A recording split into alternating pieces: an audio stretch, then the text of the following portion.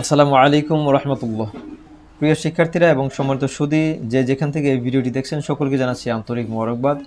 আজকে আমরা শিখতে চলেছি সূরা আল বাকারার 135 এবং 136 নম্বর আয়াতে কারিমার তিলাওয়াত এবং তরজমা। আপনি পারেন না, কোনো সমস্যা নেই, আপনি দেখতে থাকেন, আপনি শুনতে থাকেন, আপনি চেষ্টা করে যান, ইনশাল্লাহ অবশ্যই আল্লাহ পাকের রহমত আমার উপর ইনশাল্লাহ নাজিল হবে। তো প্রথমে তিলাওয়াত করে নিচ্ছি, আউযু বিল্লাহি মিনাশ শাইতানির রাজিম, বিসমিল্লাহির রহমানির রহিম। وقالوا كونوا هودا أو نصارى تهتدوا। বলা হচ্ছে, আর তারা বলে, তোমরা ইহুদি অথবা খ্রিস্টান হয়ে যাও, তাহলে তোমরা হেদায়েত পাবে। কলু, তারা বলে, কুনু, তোমরা হয়ে যাও, হুদান, তোমরা ইহুদি হয়ে যাও, আও নাসর অথবা নাসর, তাহতাদু, তোমরা হেদায়েত পেয়ে যাবে বা সঠিক পথ পেয়ে যাবে। তারা বলতেছে, কুল বাল মিল্লাতা ইব্রাহিমা হানিফা ওয়া মা কানা মিনাল মুশরিকিন। তো আপনি বলে দিন, বরং আমরা একনিষ্ঠভাবে ইব্রাহিমের জীবন আদর্শে আছি, আর সে মুশরিকদের অন্তর্ভুক্ত ছিল না। কুল, আপনি বলে দিন, বাল, বরং মিল্লাতা, পথ বা ধর্ম, ইব্রাহিম আলাইহিস সালাম হানিফা, একনিষ্ঠভাবে, ওয়া মা কানা, এবং বরং তিনি ছিলেন না মিনাল মুশরিকিন, মুশরিকদের অন্তর্ভুক্ত। তো ইব্রাহিম আলাইহিস সালামের আমরা তো অনুসারী। তো ইব্রাহিম আলাইহিস সালাম ছিলেন একনিষ্ঠ, একই দিনের অধিভুক্ত, তিনি কোনো মুশরিক ছিলেন না।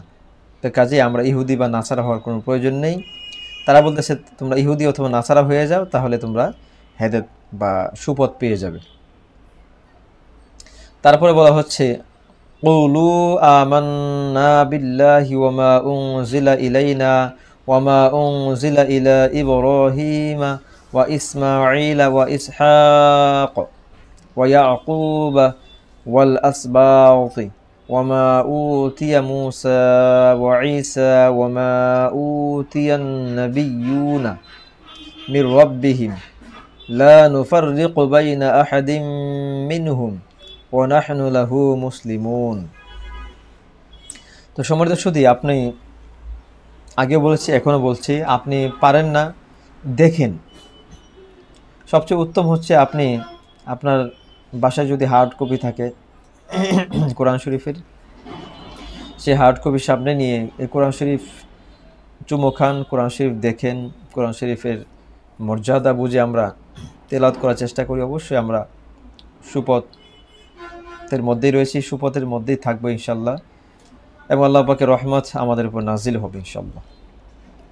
তো যে এখান থেকে ভিডিওটি দেখছেন, আপনার প্রতি আবার অনুরোধ, আপনি শেষ পর্যন্ত কষ্ট হলেও দেখবেন।